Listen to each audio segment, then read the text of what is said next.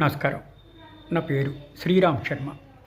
గౌరవ సుప్రీంకోర్టు ముగ్గురు జడ్జిల ధర్మాసనం chief justice doctor DY Chandrachud, justice JB Pardiwala, justice Manoj Mishra ఒక ఆదేశం ఇచ్చారు.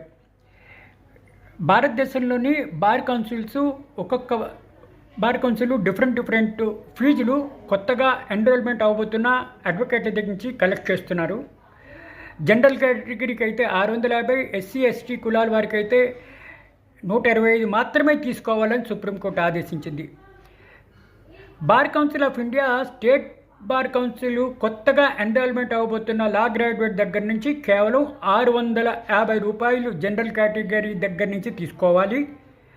125 ఎస్సీ ఎస్టీ క్యాండిడేట్స్ నుంచి మాత్రమే తీసుకోవాలి.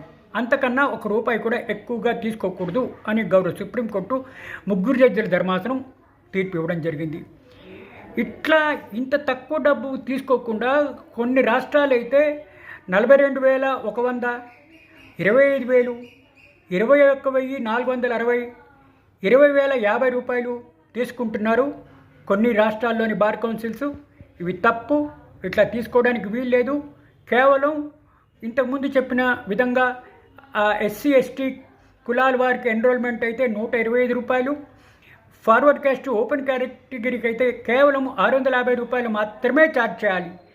ఇంత ఎక్కువ ఛార్జ్ చేయకూడదు అని చెప్పేసి ఈ విధంగా ఆదేశాలు ఇవ్వడం జరిగింది. Thank you.